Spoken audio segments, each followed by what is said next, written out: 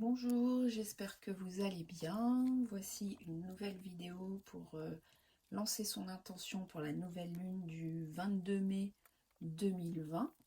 Elle est inspirée de l'analyse de l'astrologue Vanessa Chamonal. Vous trouverez le lien sous la vidéo. Et pour commencer, je vais dessiner un croquis. Je le mets en accéléré. Sous la vidéo, vous allez aussi trouver un lien vers un fichier qui vous permettra de décalquer et de suivre ce que j'ai fait. Deuxième étape, je vais délimiter où mon personnage se retrouve. Et comme on est en Gémeaux, il y a cette idée de jumeaux. Donc je vais avoir deux jumelles. Ah, ça ne voit rien. Bon. Merde. Bon, en gros, quoi. J'essaie de délimiter le contour des deux silhouettes. Voilà. Donc de l'autre côté, je fais pareil. Je mets en scène deux personnes pour illustrer l'idée d'échange. C'est bien de décalquer pour qu'elles soient exactement pareilles. Elles ont des personnalités différentes. Ok, maintenant je prends mon tiroir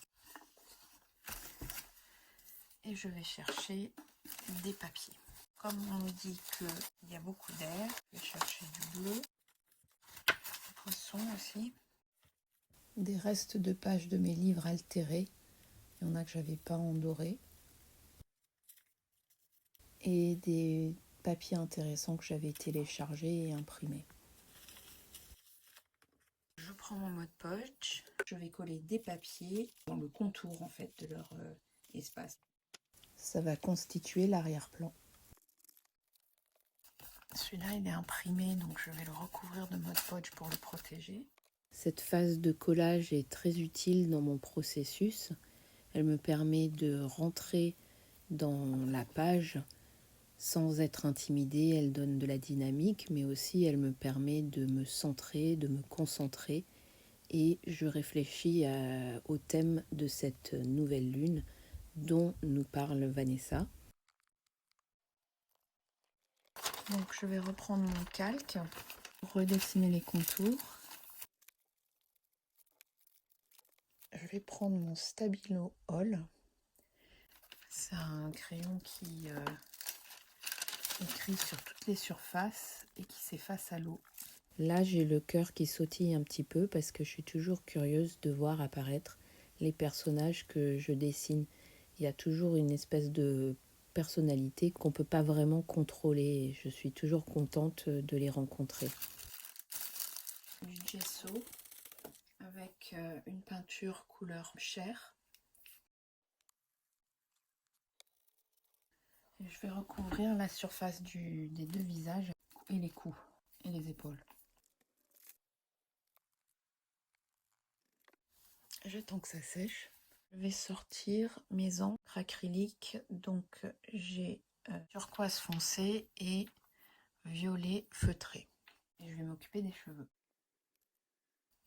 Je laisse dépasser un peu sur le visage pour que ça fasse des ombres. Le turquoise. Je leur donne deux couleurs de cheveux différentes pour qu'elles aient des personnalités différentes et éventuellement je vais m'identifier à l'une des deux. Soit je peux reprendre mon calque et repasser dessus pour les traits. Et avec le turquoise, je vais délimiter les ombres. Ce sont les zones les plus sombres du visage qui sont autour des cheveux, le cou, au-dessus des yeux, sous le nez, la bouche et les joues. Je fais pareil de l'autre côté.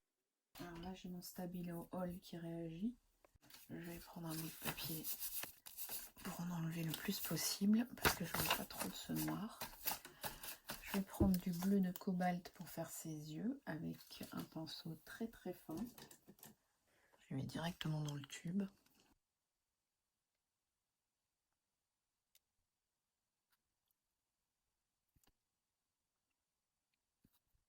Et je vais utiliser ce même bleu pour faire quelques ombres. Et du jaune indien pour mademoiselle ici. C'est pas trop grave si c'est pas précis vu que c'est la première couche et qu'on va pouvoir ajuster plus tard. Là, j'en mets un petit peu pour faire comme des rappels.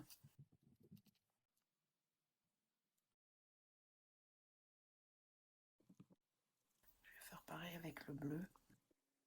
Je repasse une couche sur les cheveux. J'ai une idée derrière la tête pour la signification de ces cheveux que je vais exécuter un peu plus tard. Donc pareil, les ombres. Ce sont des coups de pinceau grossiers que je passe là où les parties du visage sont les plus en retrait, donc les plus sombres. Et je repasse une couche sur les cheveux. J'ai pas forcément envie que mes deux portraits soient réalistes. En fait, j'ai envie qu'elles ressemblent un peu à des extraterrestres. J'aime bien le mot en anglais alien qui veut dire à la fois extraterrestre et étranger. Et d'ailleurs, moi, j'ai souvent l'impression d'être les deux. Mais bon, c'est pas le thème de cette lune, donc je passe à une couleur lumineuse, le jaune. J'utilise de l'encre acrylique en pchit. C'est hyper agréable de faire pchit. En suivant les conseils de Vanessa, je pense à ce que j'aime faire. Qu'est-ce que j'aime faire? Ce que j'aime par-dessus tout, c'est apprendre, exprimer ce que j'ai appris, comme si je traduisais ce que j'ai appris créativement. Et j'aime aussi passer ce que j'ai appris un peu comme une course en relais, c'est-à-dire je passe le bâton. Ça, c'est un des trucs qui m'apporte beaucoup de joie. J'aime aussi échanger ou partager. Par exemple, un repas, c'est toujours meilleur quand on le partage que quand on le mange seul. C'est d'ailleurs pour ça que j'ai créé cette chaîne YouTube dans l'espoir de réaliser mon plus grand rêve. Maintenant, je vais reprendre mon calque. Tout le long, je vais retracer les traits pour pas les perdre. Cette lune, elle me parle vraiment. D'ailleurs, j'ai pété un câble il y a quelques jours. Je suis pas sûre que je vais pouvoir réaliser ce rêve. Je vous livre ce qui se passe en moi pendant que je suis en train de réaliser cette page. Et je suis bien curieuse de savoir ce qui se passe en vous quand vous réalisez la vôtre. Donc n'hésitez pas à partager votre expérience si ce que je fais vous inspire à faire votre propre page pour lancer votre intention pour cette nouvelle lune. Alors là, je suis en train d'exécuter la danse des ombres et des lumières. Encore une fois, les ombres sont les parties les plus sombres du visage qui sont donc en retrait par rapport aux autres parties. Et les lumières, ce sont les parties les plus illuminées sur lesquelles la lumière tombe. Et ce sont donc les parties les plus en avant du visage. Là, j'ai pris un stylo noir pour délimiter certains traits. Je passe d'un portrait à l'autre et pareil, je vais chercher les endroits qui sont les plus sombres, c'est-à-dire les narines, entre les deux lèvres, au-dessus des yeux, sous l'oreille aussi, même si je ne l'ai pas fait là. Hop, un peu de peinture blanche. Je vais mettre du blanc sur les parties qui sont les plus en avant. Ce jeu d'ombre et de lumière, ça permet de donner un effet de 3D. Donc comme on l'a dit, il est parti en avant, le blanc des yeux aussi. Et là je me dis, c'est au portrait de droite que je m'identifie. Maintenant je pense à cette idée de rencontre, de collaboration, de couple, de duo, de communication, d'échange. Personnellement ça me plaît bien tout ça, je vois pas trop comment ça pourrait se manifester, mais si ça vient, c'est le bienvenu. Et là vous remarquez que le portrait de droite est tout gondolé. C'est trop mouillé et je suis trop impatiente, donc à chaque fois je rajoute encore du mouillé, ce qui n'arrange pas l'affaire. Je vais passer à la bouche. J'ai mélangé du blanc avec mon violet feutré des cheveux pour faire la lèvre inférieure qui est toujours plus claire que la lèvre supérieure. Alors là je mets en accéléré parce que je suis tombée dans une galère à essayer de rattraper, mais mon problème c'était que c'était trop mouillé, donc ça partait dans tous les sens et ça m'a pris énormément de temps, mais c'est tout simple à faire. La lèvre d'en bas est plus claire que la lèvre d'en haut. Bref, j'ai réussi à m'en sortir et je suis passée à mon stylo noir pour reprendre les détails des yeux et de la bouche. Ensuite, j'ai pris mon feutre d'acrylique blanc et j'ai tracé des points sur le côté gauche de chaque pupille, puis un trait pour donner un côté pétillant, donc vivant aux yeux. Toujours avec mon stylo de peinture acrylique blanc, je passe du blanc juste en bas de la paupière, sous les yeux aussi, et je ne m'applique pas du tout parce que j'évite de rentrer dans le jeu de mes planètes en vierge. Je le répète encore, c'est l'expression avant la perfection qui compte. Maintenant, je vais prendre du gesso et avec mon doigt, je vais tapoter sur tout le fond, c'est-à-dire que je veux que ce qu'il y a en dessous passe à travers, mais j'estompe pour que mes deux personnages soient mis en avant. Je veux pas qu'il y ait de compétition entre les deux personnes et le fond. Ensuite, avec mon stylo, je redéfinis certains traits, tout en réfléchissant à l'analyse de Vanessa. Peut-être que j'ai vu trop gros. C'est vrai que des idées qui m'enthousiasment, j'en ai des tonnes, que je veux toutes les incorporer, et peut-être qu'il faudrait que je voie plus petit. Ou alors peut-être que mon rêve, c'est que ça, un rêve. Après, j'ai eu une phase de « à quoi bon ?» et ensuite j'ai repensé à cette histoire de connexion. Et c'est pour ça que je suis passée aux cheveux et que j'ai commencé à faire des petits points. Je pense aux natifs américains qui, pendant la Seconde Guerre mondiale, ont non seulement participé en aidant pour les codes, les Allemands n'arrivaient pas à traduire leur langue, mais aussi ils étaient très doués comme éclaireurs. Donc, ils ont été engagés par l'armée pour faire du travail d'éclairage.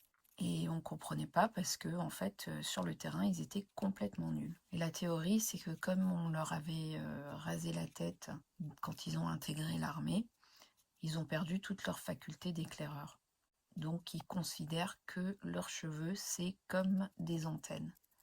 Donc, pour ce Gémeaux, je connecte les deux personnages à travers les cheveux, comme si nos cheveux étaient des antennes, un peu comme des rhizomes, ou comme notre cerveau fonctionne. Juste faire quelques petites retouches au crayon. Donc là j'ai quelques crayons, c'est dans la famille des bleus. Ce sont des crayons pastels, ce qui veut dire que je les applique et ensuite je peux estomper avec mon doigt, ce qui facilite la création d'ombres. Je les applique exactement là où je vous ai expliqué tout à l'heure, les ombres tombent et c'est propice à la réflexion. Là, je sens que ça touche à sa fin. Il va falloir que je ponde mon intention. Pendant que je travaillais l'ombre au niveau des coups, j'ai pensé à l'expression avoir les boules et à comment un ressenti peut se situer dans la gorge. Après, je me suis souvenue de cette américaine qui s'appelle Sandra et qui m'avait proposé d'échanger mon jeu le normand contre une séance de guérison. J'avais une boule dans la gorge depuis des années et elle me l'a enlevée à distance. J'avais halluciné à l'époque, mais surtout, cet échange m'avait procuré beaucoup de joie. Donc là, j'utilise ma main non dominante. C'est pour ne pas forcer les choses et les laisser arriver. J'aime beaucoup utiliser ma main gauche, donc qui est non dominante, parce que des fois je tombe sur des traits que j'aurais jamais pu faire avec ma main droite, qui est trop dans le contrôle. Donc il y a toujours de bonnes surprises avec la main gauche, je trouve. Et aussi on dit que ça donne accès à l'inconscient. J'aime bien laisser ma main gauche se promener, et qui sait quelle porte elle peut ouvrir.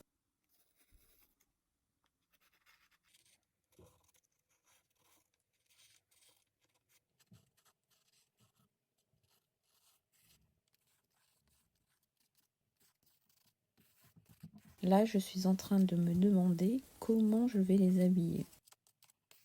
Et puis finalement, en pensant à ce que disait Vanessa au sujet des choses qui peuvent être confuses, où on n'est pas trop sûr, il y a des faux semblants, des fantasmes, etc. Je pense que j'aime bien l'idée en fait qu'elles soient nues, donc pas couvertes. Rien qui projette autre chose que ce qu'elles sont, puisqu'elles sont... elles ne sont pas habillées. Il y a cette idée de sincérité quelque part. C'est vrai que quand je regarde le futur, je suis un peu confuse. Comme disait Vanessa, c'est comme s'il me manquait un morceau du puzzle. Donc vivement le 25 juin. Toujours avec mon crayon de pastel, pour les faire ressortir, je vais colorier et estomper autour d'elle pour faire une espèce d'ombre tout autour de deux personnes.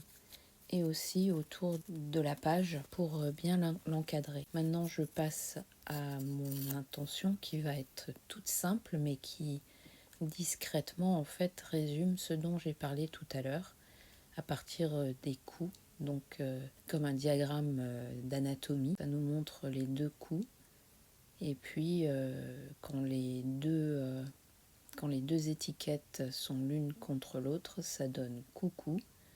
Donc il y a une espèce de connexion entre deux personnes qui se reconnaissent et puis qui sont connectées avec leurs petites antennes dont je vous avais parlé tout à l'heure à travers les cheveux. Aïe. Ça, c'est la phase où il faut s'arrêter, sinon on va tout gâcher. Bon, je fais quelques dernières retouches. Voilà, j'espère que cette vidéo vous inspirera et que vous allez sortir votre journal créatif pour lancer votre intention pour cette prochaine nouvelle lune. Le plus dur à ce stade, c'est de s'arrêter. Je vais laisser tourner un petit peu et puis si jamais je retouche au-delà de ce que j'ai filmé, je le montrerai en début de la prochaine vidéo pour la prochaine nouvelle lune. En attendant, je vous souhaite une très bonne lunaison remplie de belles connexions. Et aussi pour cette nouvelle lune, donc vers le 22-23 mai, je vais faire un concours. Donc guettez si vous voulez gagner un jeu Lenormand pour apprendre à lire le petit Lenormand. Voilà, il ne me reste plus qu'à vous dire à très bientôt. Au revoir.